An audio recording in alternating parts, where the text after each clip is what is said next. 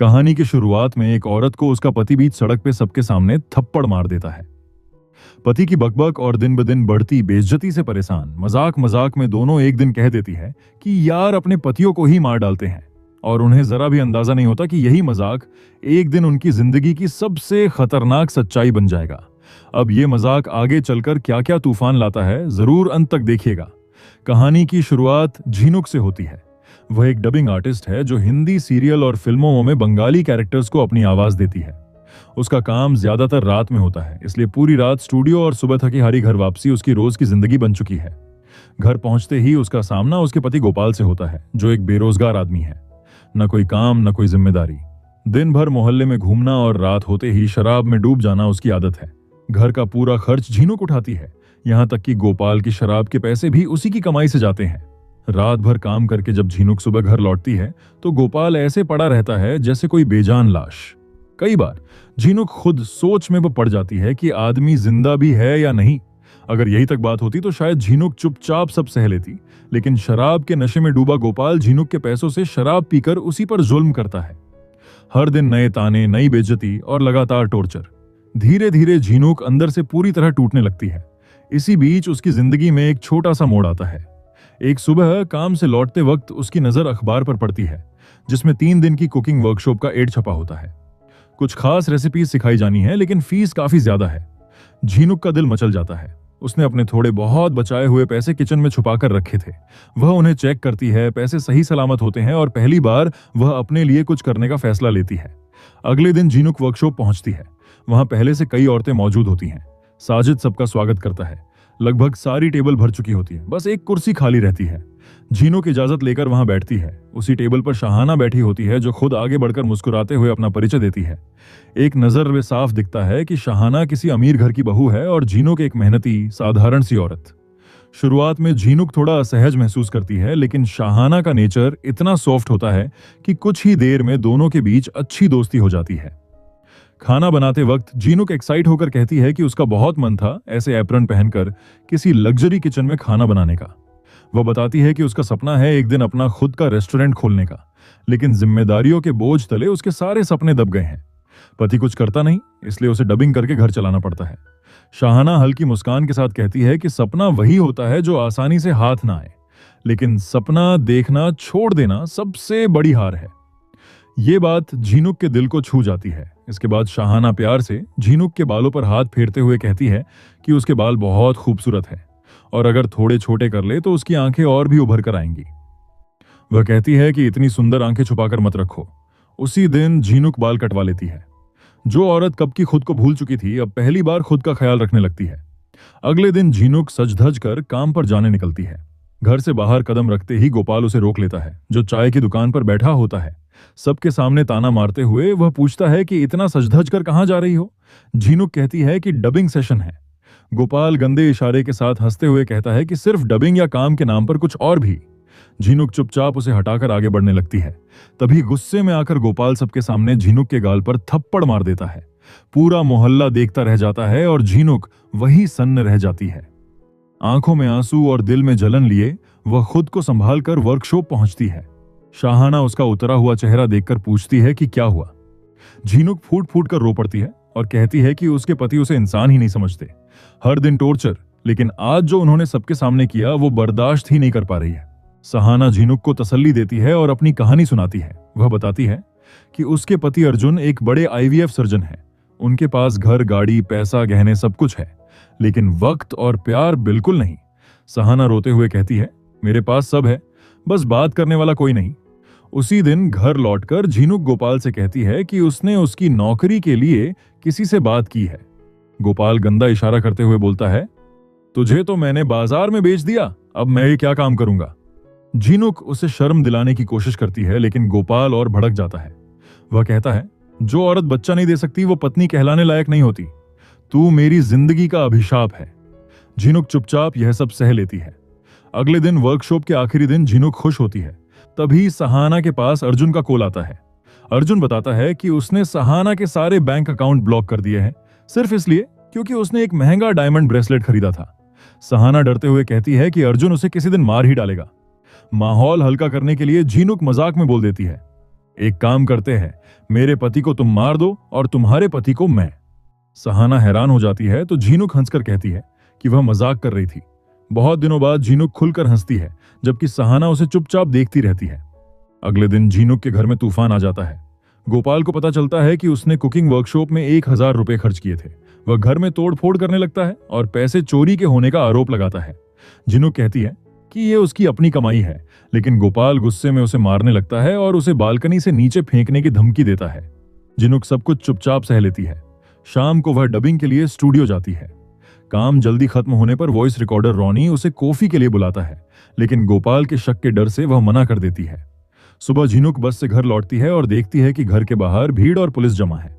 नीचे गोपाल की खून से सनी लाश पड़ी होती है।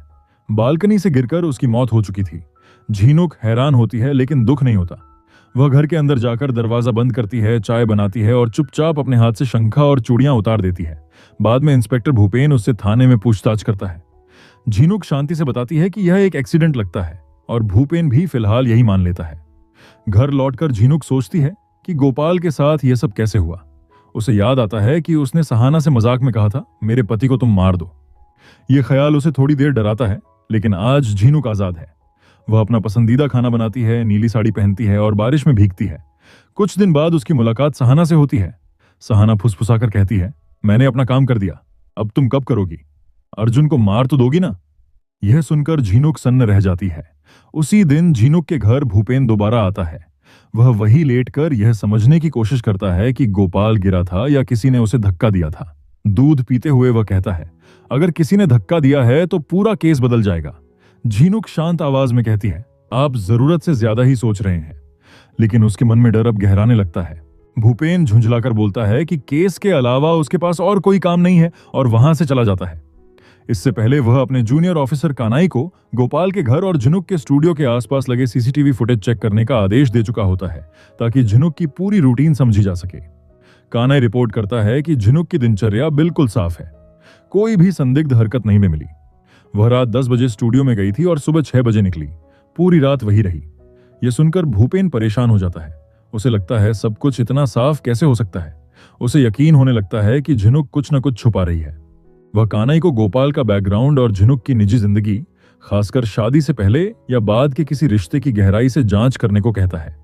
घर लौटने के बाद भी भूपेन के दिमाग में केस ही घूमता रहता है। उधर झिनुक स्टूडियो में रिकॉर्डिंग कर रही होती है, लेकिन उसका मन बार बार सहाना की बातों में उलझ जाता है। वह किसी भी हालत में अर्जुन को मारने के लिए खुद को तैयार नहीं कर पा रही होती। इसी बेचैनी में वह अनजाने में अर्जुन का नाम जोर से पुकार बैठती है, जिससे रॉनी को अजीब लगता है। वह झिनुक को शांत करने की कोशिश करता है, लेकिन झिनुक उसे टालकर फिर से रिकॉर्डिंग में लग जाती है। सुबह घर आकर वह थकान के कारण सो जाती है। कुछ देर बाद दरवाजे की दस्तक उसे जगा देती है। बाहर एक आदमी पार्सल देकर चला जाता है। पार्सल खोलते ही उसे एक महंगा स्कार्फ और एक चिट्ठी मिलती है, जिस पर लिखा होता है कि तुम्हें तुम्हारी नई और आजाद जिंदगी की शुभकामनाएं। अब मुझे मुक्त करने की बारी है। यह पढ़ते ही झिनुक समझ जाती है कि यह सब शहाना का है। डर के मारे वह तुरंत थाने पहुंचती है, लेकिन वहां भूपेन मौजूद नहीं होता और कानाई फोन पर बिजी रहता है। झिनुक बार बार बात समझाने की कोशिश करती है, लेकिन कोई ध्यान नहीं देता। गुस्से और घबराहट में कि वह वहां से निकल जाती है। तेज बारिश में थाने के बाहर खड़ी झिनुक के पास अचानक शाहाना छाता लेकर आ खड़ी होती है। उसे देखकर झिनुक का डर और बढ़ जाता है। शाहाना बेहद शांत लहजे में धमकी देती है कि अगर उसने पुलिस को कुछ भी बताया तो वह भी झिनुक के खिलाफ सब कुछ उगल देगी।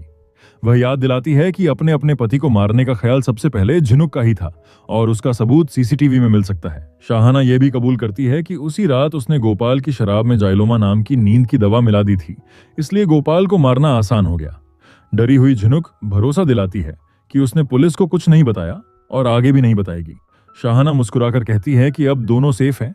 उसने झिनुक का काम कर दिया है, अब झिनुक को उसका काम करना होगा। यह कहकर वह छाता झिनुक के हाथ में थमा देती है और चली जाती है। इसी दौरान भूपेन थाने के बाहर आता है और देखता है कि झिनुक वही खड़ी थी, लेकिन कुछ कहने से पहले ही वह वहां से चली जाती है। घर लौटकर झिनुक किचन में खाना बना रही होती है कि अचानक छत से पानी टपकने लगता है। वह पहले इसे नजरअंदाज करती है, लेकिन अगले ही पल उसे लगता है जैसे छत फट गई हो और पानी उसके सिर पर गिर रहा हो। यह दरअसल उसकी कल्पना होती है, जो इशारा करती है कि वह छोटी छोटी बातों को नजरअंदाज करके किसी बड़ी मुसीबत की ओर बढ़ रही है। अगले दिन कानाई गोपाल की पोस्टमार्टम रिपोर्ट भूपेन को देता है और बंगाली में समझाता है कि ज्यादा शराब के कारण गोपाल फिसल कर गिरा था। लेकिन भूपेन को यह बात जचती नहीं। वह ओरिजिनल इंग्लिश रिपोर्ट मंगवाता है जिसमें पता चलता है कि गोपाल के शरीर में शराब के साथ नींद की दवा भी थी। भूपेन तुरंत झिनुक के घर पहुंचकर पूछता है कि क्या गोपाल कोई नींद की दवा लेता था। घबराई हुई झिनुक खुद ही जाइलोमा टैबलेट का नाम ले लेती है, जबकि भूपेन ने किसी दवा का जिक्र ही नहीं किया था। इससे उसका शक और गहरा जाता है। दबाव पड़ने पर झिनुक बताती है कि गोपाल उसे बहुत टॉर्चर करता था, वो तो उसे इंसान ही नहीं समझता था। इसके बाद झिनुक एकेडमी जाकर शाहाना की सहेली से मिलती है। सहेली साफ कहती है कि शाहाना झूठ बोल रही है और अर्जुन एक अच्छा इंसान है। असली समस्या शाहाना खुद है। वह झिनुक को चेतावनी देती है कि शाहाना दूसरों को नुकसान पहुंचाकर खुश होती है। पहले भी वो मौसमी नाम की एक भोली लड़की को इस्तेमाल कर चुकी है, जो बाद में अचानक गायब हो गई। किसी को नहीं पता कि वो कहां चली गई। सहेली झिनुक को सलाह देती है कि वह शाहाना से जितना हो सके दूर रहे। झिनुक अब समझ चुकी थी कि वह बहुत बड़ी मुसीबत में फंस गई है। उधर भूपेन स्टूडियो पहुंचकर रोनी से मिलता है। बात बातों में रोनी बता देता है कि रिकॉर्डिंग के दौरान झिनुक अचानक अर्जुन का नाम लेकर चिल्ला पड़ी थी। यह सुनते ही भूपेन के दिमाग में सवाल उठता है कि आखिर यह अर्जुन है कौन। दूसरी तरफ झिनुक घर लौटकर गोपाल की तरह शराब पीने की कोशिश करती है, लेकिन खांसने लगती है। तभी वह कल्पना करने लगती है कि गोपाल के साथ उस रात क्या हुआ होगा। उसे लगता है कि शाहाना दोस्त बनकर आई होगी, गोपाल की शराब में जाइलोमा मिलाई होगी और नशे में उसे बालकनी तक ले जाकर धक्का दे दिया होगा। यह सोचते सोचते उसका दिमाग घूमने लगता है। उधर भूपेन उस रात थोड़ा जल्दी घर लौट आता है। उसकी मां मजाक करती है, लेकिन जब वह झिनुक के केस के बारे में बताता है तो उसकी मां अपने पुराने जख्म याद करती है। वह बताती है कि वह भी घरेलू हिंसा का शिकार रही थी। यह बात भूपेन को अंदर तक झकझोर देती है। इधर झिनुक शाहाना का दिया हुआ स्कार फोड़कर आईने में खुद को देखती है, लेकिन उसे अपनी जगह शाहाना का चेहरा दिखाई देता है। वह एक डरावना सपना देखती है जिसमें कुकिंग कंपटीशन में उसकी डिश अर्जुन का कटा हुआ सिर होता है। घबराकर उसकी नींद खुल जाती है। सुबह अखबार के साथ उसे सिनेमा हॉल के टिकट मिलते हैं और वह समझ जाती है कि यह शाहाना का इशारा है। झिनुक चुपचाप सिनेमा हॉल पहुंचती है। वहां शाहाना उसे अर्जुन की सारी डिटेल्स देकर जल्दी काम खत्म करने को कहती है। झिनुक इंटरनेट पर अर्जुन के बारे में रिसर्च करने की कोशिश करती है, लेकिन नेटवर्क नहीं चलता। मजबूरी में वह स्टूडियो जाकर रोनी के कंप्यूटर से अर्जुन को सर्च करती है। स्क्रीन पर अर्जुन की फोटो देखकर रोनी को कुछ अजीब लगता है। बाद में ब्राउजिंग हिस्ट्री देखकर वह हैरान हो जाता है और भूपेन को कॉल कर देता है। अगले दिन झिनुक अर्जुन का पीछा करती है। भूपेन और कानाई भी उसी दिशा में होते हैं। अर्जुन एक अपार्टमेंट में जाता है। झिनुक खुद को नौकरानी बताकर अंदर घुस जाती है और देखती है कि अर्जुन एक लड़की से मिल रहा है, जिससे साफ पता चलता है कि उसका अफेयर चल रहा है। बाहर निकलते वक्त उसकी टक्कर भूपेन से हो जाती है। वह झूठ बोलती है। भूपेन समझ जाता है, लेकिन फिलहाल उसे छोड़ देता है। रात को स्टूडियो में रोनी झिनुक को एक बड़े क्लाइंट से मिलवाता है, जो असल में शाहाना होती है। अकेले में शाहाना फिर अर्जुन को मारने की बात करती है। झिनुक मना कर देती है और तलाक का रास्ता सुझाती है, लेकिन शाहाना नया प्लान देती है, अर्जुन के इंसुलिन में जहर मिलाने का। इधर भूपेन मेडिकल स्टोर वाले निताई से पूछताछ करता है और पता चलता है कि जाइलोमा उस दुकान पर बिकती ही नहीं। अब भूपेन का शक और गहरा हो जाता है कि गोपाल की मौत सिर्फ एक हादसा नहीं थी। अगले दिन झिनुक जहर लेकर अर्जुन के अपार्टमेंट में घुसती है। वह इंसुलिन में जहर डालने लगती है, पर पिछली रात अर्जुन की मदद याद करके रुक जाती है। लौटने ही वाली थी कि अर्जुन के लैपटॉप पर एक मैसेज आता है। झिनुक लैपटॉप चेक करती है और कम उम्र की लड़कियों की कई तस्वीरें और मेडिकल रिपोर्ट्स देखती है। वह सबूतों की तस्वीरें अपने फोन में खींच लेती है और बाथरूम से बाहर आने से पहले भाग निकलती है। झिनुक सीधे भूपेन के पास जाती है और तस्वीरें दिखाती है। भूपेन बताता है कि यह इंटरनेशनल ऑपरेशन है। अर्जुन डॉक्टर बनकर ह्यूमन एम्ब्रायो का अवैध व्यापार और लड़कियों की तस्करी करता था। उसने शाहाना का बच्चा भी इसी तरह तस्करी कर दिया था। झिनुक हैरान होती है कि शाहाना, जो कि खुद उसकी बीवी थी, वो भी शिकार है। भूपेन कहता है कि फोन की तस्वीरें कोर्ट में काम नहीं आएंगी, इसलिए दूसरे सबूत और शाहाना की गवाही की जरूरत है ताकि गोपाल की मौत को भी जोड़ सके। रात में वह शाहाना के घर के सामने जाती है। शाहाना लौटती है और झिनुक को देखती है। फिर दोनों कहीं बैठकर बातें करती हैं। शाहाना कहती है, इस बार भी तुम नहीं कर पाई ना? झिनुक बताती है कि अर्जुन सिर्फ टेढ़ा आदमी ही नहीं, बल्कि बहुत बड़ा क्रिमिनल है। वह साल्ट लेक का आईवीएफ क्लिनिक इस्तेमाल कर लड़कियों के एम्ब्रियो तस्करी करता है, कम उम्र की लड़कियों में हार्मोन इंजेक्ट करता और कुछ को गर्लफ्रेंड के तौर पर भी इस्तेमाल करता है। झिनुक आगे बताती है कि अर्जुन औरतों के भ्रूण हार्वेस्ट करता है और विदेशी कपल उन्हें सरोगेट के लिए इस्तेमाल करते हैं। शाहाना शुरू में विश्वास नहीं करती, लेकिन झिनुक दिखाती है कि उसने सब कुछ लैपटॉप में खुद देखा था। झिनुक शाहाना से पूछती है, तुम्हें याद है कि अपना बच्चा कैसे खोया था? शाहाना बताती है कि बच्चा पेट में मर गया और अर्जुन ने उसे बताया कि वह फिर कभी मां नहीं बन पाएगी। झीनुक कहती है कि बच्चा अर्जुन का नहीं सरोगेट से लिया गया था। झीनुक अपने फोन में उस परिवार की तस्वीर दिखाती है। शाहाना देखकर चौंकती है। ये कौन है? झीनुक कहती है, तुम्हारा बच्चा है, अर्जुन ने उसे स्वीडन में तस्करी कर दिया। शाहाना रोने लगती है और रात में स्वीडिश चाइल्ड सर्विस को कॉल करती है। बताती है कि उसका बच्चा भारत से स्वीडन में ले जाया गया और उसने अडॉप्शन या ट्रांसफर के ऑफिशियल डॉक्यूमेंट की जानकारी लेने की कोशिश की। मेरे पति ने मुझसे मेरा बच्चा छीनकर उसकी तस्करी कर दी। शाहाना रोते हुए चाइल्ड सर्विस से कहती है। उधर से जवाब आता है, मैं समझ रही हूं, लेकिन किसी भी तरह के ऑफिशियल डॉक्यूमेंट्स के बिना हम कुछ नहीं कर सकते। ये कहकर चाइल्ड सर्विस वाले फोन काट देते हैं। शाहाना पागल सी हो जाती है। वह बच्चे की तस्वीर पकड़कर जोर जोर से रोने लगती है। बेचारी इतने सालों तक यही समझती रही कि उसका बच्चा मर गया है, लेकिन अब जब सच सामने आता है तो वह अपने बच्चे को पाने के लिए टूट जाती है।